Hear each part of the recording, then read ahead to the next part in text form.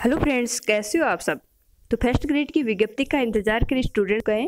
आज first grade की जो विस्तृत विज्ञापन है वो जारी कर दिया गया है। तो इसमें सबसे पहले अपन देख लेते हैं कि सब्जेक्ट की कितनी पोस्ट है। तो इसमें बायोलॉजी है, उसकी 162 है। ये विस्तृत विज्ञापन है, 28/4/2022 अभी जारी हुआ है। कॉमर्स की 130 है, म्यूजिक की 12 है, ड्राइविंग की 70 है। आप सब्जेक्ट वाइज अपनी पोस्ट देखते रहना कि किस सब्जेक्ट की कितनी पोस्ट आई हैं।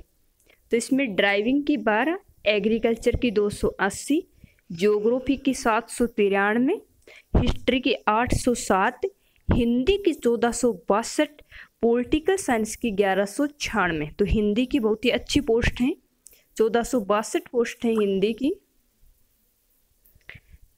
पॉलिटिकल की 1196 हो गई। इंग्लिश की हैं 342, साइंस 194, केमिस्ट्री की 122, होम साइंस की 22, फिजिक्स की 82, मैथ्स की 68, इकोनॉमिक्स की 62, सोशियोलॉजी की 13, पब्लिक एडमिनिस्ट्रेशन की 9, पंजाबी की 15, उर्दू की 40, मैथ की 68, economics, sociology, public administration, Punjabi, Urdu, कुछ वेरिस्टलिंग।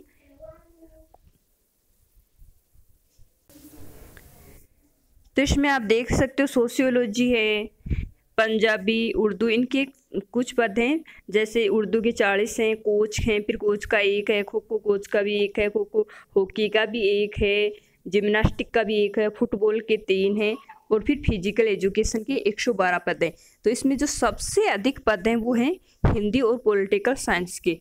तो हिंदी में इसकी जो पद हैं वो हैं 1492, यानी सबसे ज़्यादा 1462 पद हिंदी सब्जेक्ट के।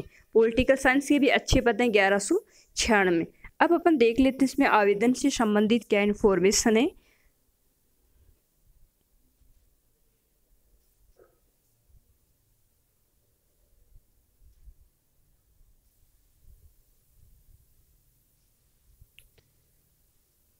तो इसमें सबसे पहले अपन योग्यता देख लेते हैं, शैक्षणिक योग्यता। तो इसमें पद की अपेक्षित शैक्षणिक जो योग्यता है वो अंतिम वर्ष में सम्मिलित हुआ हो या सम्मिलित होने वाला व्यक्ति भी आवेदन कर सकता है। यानी जब स्टूडेंट सब फाइनल में है वो भी इसमें आवेदन कर सकते हैं। आयोग द्वारा आयोजित प्रतियोगी परीक्षा से पहले शैक्षणिक योग्यता अर्जित करने का सबूत उसको देना होगा। फिर इसमें देख लेते हैं वेतन रनिंग क्या रहने वाला है। तो पे मैट्रिक्स लेवल L12 इसमें आपको वेतन मिलेगा, और राज्य सरकार के नियमानुसार परिवीक्षित काल में नियत मासिक वेतन दे होगा। तो पे ग्रेड L12 यानी 4800। फिर इसमें आयु सीमा दे रखी है। तो इसमें आयु सीमा का आधार वर्ष 1/1/2023 को माना है। अगर आपकी आयु 1/1/2023 यानी 1 जनवरी 2023 को न्यूनतम अगर आपकी आयु 21 वर्ष है तो आप इसमें आवेदन कर सकते हो। अधिकतम 40 वर्ष है, और आयु में कैटेगरी वाइज छूट भी दे रखी है अधिकतम आयु में।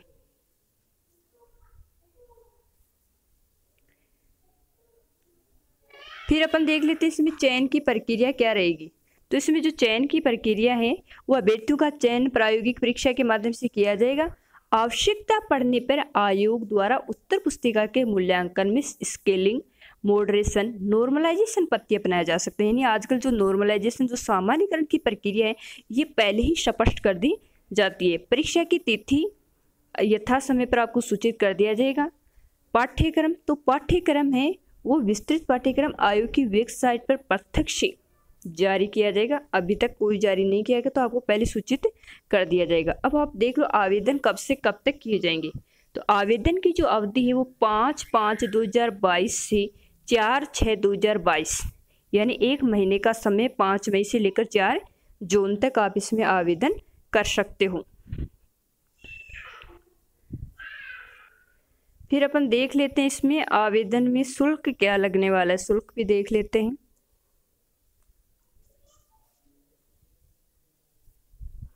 तो आवेदन शुल्क क्या रहेगा इसमें, सभी प्रकार के संशोधन हेतु 500 रुपये। तो आवेदन शुल्क ये रहा।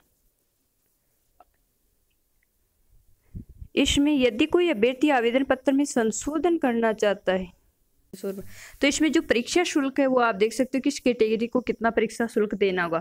तो इसमें सामान्य वर्ग के जो हैं क्रीमिलेयर श्रेणी के अन्य पिछड़ा वर्ग या अति पिछड़ा वर्ग के आवेदक के लिए तो है 350 रुपये। नॉन क्रीमिलेयर श्रेणी के अन्य पिछड़ा वर्ग, अति पिछड़ा वर्ग, आर्थिक रूप से कमजोर यानी EWS वाले हैं, उनके लिए 250 रुपये हैं। और निःशक्त जन, अनुसूचित जाति, जनजाति, पारिवारिक स्थिति 2.5 लाख रुपये से कम है उनकी आय, तो वो उनके लिए 150 रुपये हैं। TSP क्षेत्र के अनुसूचित जाति, अनुसूचित जनजाति, 12 जिले की समस्त जो तहसील है, शहरी या आदिम जनजाति, उनके लिए भी 150 रुपये ही है। तो यह आपका आवेदन शुल्क लगने वाला है।